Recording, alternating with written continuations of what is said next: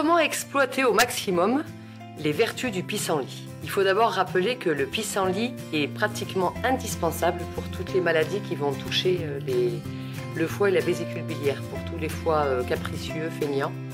Et bien sûr, le pissenlit est aussi un diurétique, donc on a une action évidente sur les reins. Maintenant, quand on a la chance de pouvoir trouver du pissenlit, qu'est-ce qu'on peut en faire? Comment peut-on essayer d'extraire au maximum ses principes actifs sans pour autant aller se ruiner dans des magasins diététiques ou à la pharmacie? Donc là, je vous ai préparé un petit truc qui est tout simple.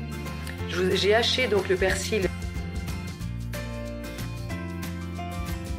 que vous avez vu en photo. Enfin, j'ai pris que la moitié de ce qu'il y avait. Je l'ai haché, donc on le met dans un petit pot comme ça.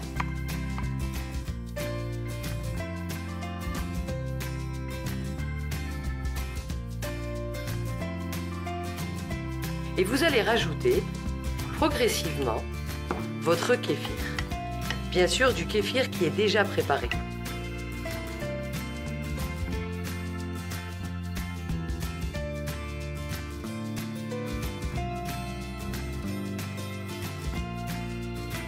Vous remplissez votre petit pot de kéfir, vous mélangez bien. Et vous allez devoir laisser reposer. Il ne faut pas fermer le pot hermétiquement.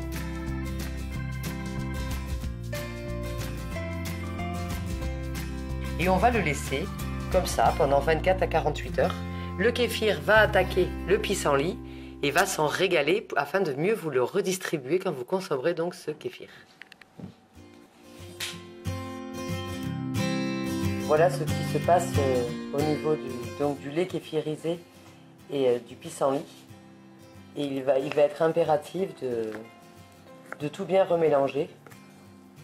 Nous voyons toutes ces magnifiques bulles qui montrent que nous avons affaire à un produit bien vivant.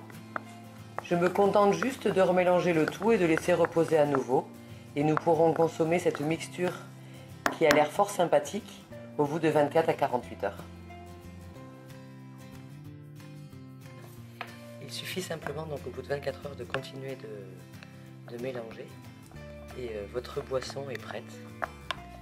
Vous avez un super probiotique qui n'a pas d'équivalent dans le commerce. Et à partir de ce moment-là, vu qu'il y a du pissenlit, vous avez non seulement un probiotique, mais en plus un produit qui va travailler, comme nous le disions, sur la sphère du foie et de la vésicule biliaire. Et à savoir qu'on peut faire des cures comme ça au printemps et en automne pour faire un petit peu des petites cures de nettoyage. Donc là, on va prendre notre kéfir avec le pissenlit et on va le mettre dans le kéfir parce que le kéfir avec le pissenlit va être peut-être bien trop amer pour pouvoir être bu. Et en le joignant du kéfir, ça va simplement un petit peu diluer. Et voilà une super boisson.